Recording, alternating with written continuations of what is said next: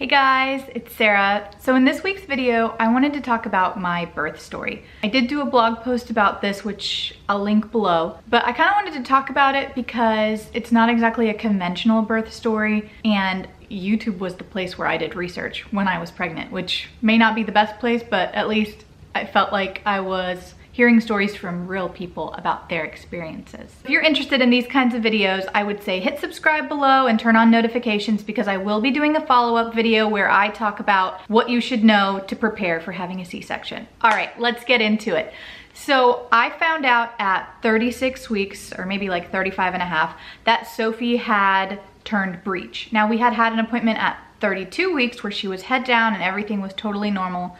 So yeah, I was shocked. I hadn't done any research on C-sections. I was convinced that I would be able to have a natural birth. Everyone in my family has had a natural birth. So, you know, why would I have to have a C-section? At the appointment, I found out that the baby had turned to be frank breech. And frank breech, I'll insert a picture right here, basically means that the baby is in you like this, like the feet are here and the head is here and the butt is down below. So during this appointment, the doctor did talk to us about some options, one of which being an ECV, which is basically where they push on your belly and try to turn the baby around. You know, she said it was my decision and to think about it, and we had to decide really soon because that has to be done before 37 weeks. So I kind of thought about it for a minute and asked her, you know, what the procedure would look like and, you know, what the percentage rate of it working is, because I had heard from friends that had an ECV where they turned the baby and it was super painful and awful, and then the baby ended up flipping back breech anyway. And I had a really good relationship with my OB-GYN. I really trusted her. I liked her a lot. So I kind of asked her, you know, if this was you or if this was your daughter, you know, what would you do? And she said she thinks in my situation, she wouldn't do it. She thought the risks actually outweighed the success because she, in her experience, said that sometimes when the babies turn breech this late in the game, it's because of some unknown factors. So I thought about it for a couple of days, and then I called my doctor to schedule the C-section. I was going to have a C-section at 39 weeks. The reason they do this is so that you don't accidentally go into labor beforehand. I made a huge list of questions to ask my OB-GYN, and this is something that I would totally recommend to you guys that are in this situation, is just ask all the questions. I went to the hospital at about 11. The C-section was scheduled for 1 o'clock, so they have you be there 2 hours beforehand. I waited in the waiting room with my husband and my mom for about, I don't know, 30 minutes before they called me back. You go into this little waiting room where they prepare you, and that's where you get the IV. And you change into your lovely operating gown and these like banana yellow anti-skid socks. Yeah, and basically just are scared until they come and get you. And I will say, looking back, the IV, like getting the IV put in my hand, was the most painful thing. It was more painful than the epidural. It was, you know, obviously I didn't feel anything during the C-section, but it was awful. I don't know why it was awful, but I kind of wish I would have known that because, you know, that's the first thing they do, and once that went in, it was over with. The nurse comes to take me back to the operating room without Stefan, and I go in and they sit you down on the operating table, and she had me kind of hug on to a pillow and lean forward while the anesthesiologist gives you the epidural. And I really have to say, I am the biggest weenie. I have such a low pain tolerance, but it wasn't that bad. It felt like a little pinch and then it was over with. So yeah, I know everybody has a different experience. That was just my experience. It really was not bad at all. Then is kind of where the waiting started, which was very awkward because you're in this very cold room on this table. And for me, nobody was really talking to me. They were counting instruments off to the side. Oh, another thing, what I didn't know, what you should know, is there are a lot of people in the operating room. I think there were like 8 people in the operating room besides myself and my husband. So, you know, just prepare yourself. There's a lot of people in there. So I believe 2 nurses were over to the side. They were counting instruments. The anesthesiologist was somewhere behind me. I couldn't see him anymore. So that was a little bit strange, was just to be laying there and just waiting. And then soon enough, Stefan came in and held my hand. My OB-GYN came in and she kind of talked to me, and I had joked with her beforehand and said, I may ask you day of to like walk me through what you're doing just to calm me down, to distract me. So she asked me, she's like, are you gonna want me to tell you what I'm doing? And I was like, yeah, no, I don't wanna know. So, you know, you have the sheet up in front of you, you've got all the team behind there. So I really just had my husband next to me, and I think the anesthesiologist was next to me on the other side. She said, can you feel this? Lord knows where she was poking me while she's asking me this. And I said, no, I can't feel it. So they got started, and within, I wanna say 5 or 6 minutes, she was pulling the baby out. And what I will never forget, what I thought was so funny, is she went to pull Sophie out and she was like, oh, she's really big. She's like, it's good we didn't try to do a natural birth because this baby would not have fit out of you.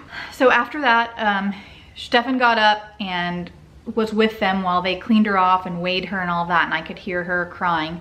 And then they brought her over to me, and we were able to do skin to skin, which was amazing. And they actually let her try to nurse in the operating room because I had talked to my doctor about how important that was to me. It was awesome. It was totally surreal seeing your baby for the first time in that kind of an environment. It's definitely not what you envision, but I probably had a good 15 to 20 minutes where they just let her lay on me and try to nurse, and while I think they were stitching me up while all this was happening. After that, they took me into a recovery room. I honestly don't remember much of that because I was so on the drugs, but I think I was actually gone for like 2 hours. And one thing that I wanted to touch on real quickly was the recovery room portion, because I don't really think that I asked enough questions about what would happen there. And I was really, really loopy and exhausted and kind of going in and out.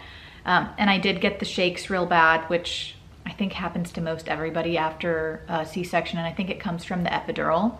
And I was a little bit itchy. I had fake eyelashes put on before birth because I was like, if I can't be in control of anything else, at least I'll be controlled of the fact that my eyelashes look good during birth and I won't look terrible during pictures. It's so vain, but whatever. It's just one of those things that I decided to do. And those were itching me like crazy in the recovery room. But they have you there under a big, I think they call it a bear hug. It's basically like a blanket, and they hook a tube under it that blows hot air onto you just to kind of help with the shakes because you're really, really cold. And a nurse came by probably like every 10 to 15 minutes and was checking on me and was asking me. And when I did tell her that I was itching, that I was feeling itchy, they added some medicine to help the itching stop, and it did stop. Once they wheeled me from the recovery room back to my room, I was a little bit more with it. And I remember right before we got to the room, I saw my mom in the, she must have been in a waiting area that we drove by, and I was like, Mommy, oh my gosh. So she was able to come into the room pretty soon after, because I think at that point she hadn't even been able to see Sophie yet. So once they wheeled me into the room where Stefan and Sophie were waiting for me, it's a little bit of a blur, but I'm pretty sure they let me try to nurse again. Yeah, I was in a lot of pain, which I think is normal. Breastfeeding does not come easily to everybody, and you know, there's really no way to practice or prepare for that. And I remember when the lactation consultant came in the first time, TMI alert, my nipples were like cracked and bleeding and purple, and I had no idea that this was not normal.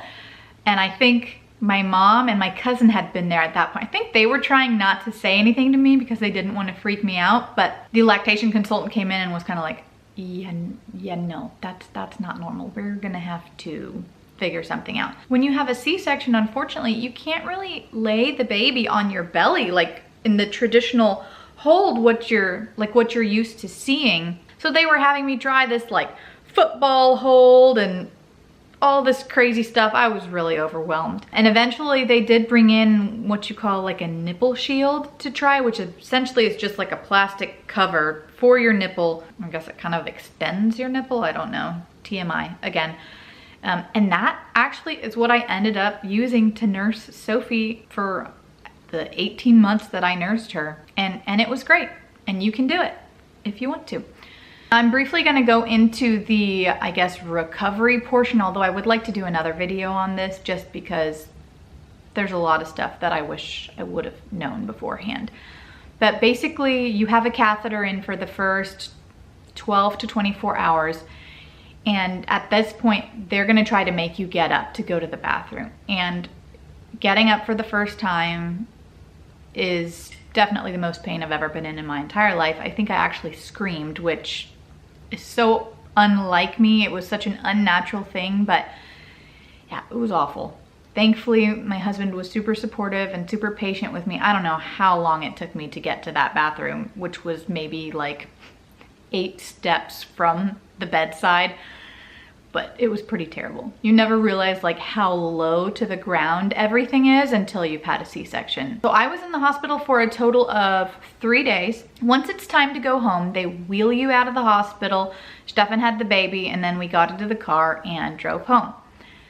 And I remember being home and just being like, oh my God, what just happened? What do we do? How are they allowing us to go home? We don't know what we're doing. We have no idea what to do when the baby cries, or I don't know, just, it was definitely a moment of panic for sure. But you know, we figured it out and we adjusted, and there were some really awful first couple of days where I kept saying, I want to go back to the hospital. I want to go back to the hospital. Yeah, recovery from the C-section, I would say, is about 1.5 weeks of extreme pain, really, really bad, and then it tapers off. And I want to say by 3 weeks, I felt pretty normal. I could move a lot better. I wasn't as sore, definitely not in as much pain. I could sit down and stand up by myself without much pain, which was a little bit tricky at the beginning. But yeah, so that's my birth story. So I will link my blog post that I wrote about my birth story down below. And if you guys have any questions, feel free to reach out to me. I guess the moral of this birth story is that a C-section does not have to be horrible. It does not have to be super scary. So prepare yourself ahead of time, ask your doctor all the questions, and then once you get home, don't be afraid to ask for help. There's no shame in asking for help, asking for people to bring you meals. You know, everybody wants to help, but nobody really wants to step on your toes. So if you've got family and friends that are willing to help, take the help. Don't try to do too much. That's my advice. So if you haven't already, please subscribe down below. I will be doing a follow-up video on how to prepare yourself for a C-section, where I'm gonna talk a little bit more in depth about what I did gearing up for it to prepare myself, and then once you get home, what you can do to kind of make the process a little bit easier. So thanks for watching, and I'll see you guys next time. Bye.